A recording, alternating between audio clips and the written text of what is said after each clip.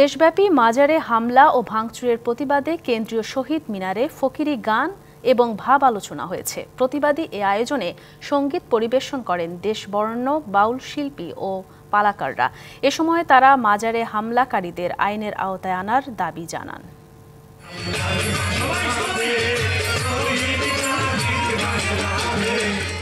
দেশের পরিবর্তিত এই সময়ে চলছে অস্থিরতা, তৈরি হচ্ছে নতুন নতুন সংকট, চলছে মাজারে মাজারে হামলা, ভাঙচুর, হত্যা ও নির্যাতন।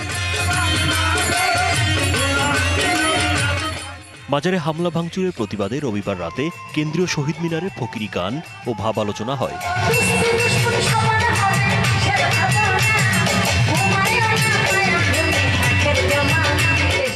এতে যোগ দেন দেশের বিভিন্ন অঞ্চলের সুফি ও বাউল প্রেমীরা। গানে গানে জানান প্রতিবাদ।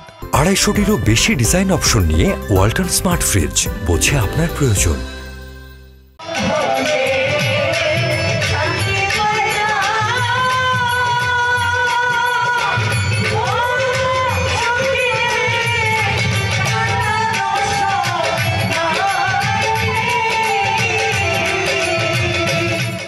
বাউল শিল্পী ও সুফিরা মনে করছেন, জুলাই গণ অভ্যুত্থান পরবর্তী সময়ে মাজার ভাঙার মতো ফৌজদারি অপরাধ করে দেশের পরিস্থিতি অস্থিতিশীল করে তোলার চেষ্টা করা হচ্ছে। মাজার ভাঙার জন্য একটা চক্র এটা হলো দেশকে অশান্ত করতে চায়, বাংলাদেশকে তারা কোনোদিনই ভালো চায় না।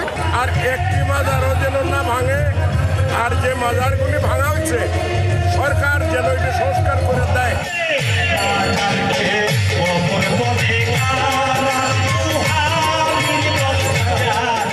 হামলাকারীদের আইনের আওতায় আনা ও মাজারগুলো দ্রুত মেরামতের দাবিও ছিল বাউলদের কণ্ঠে।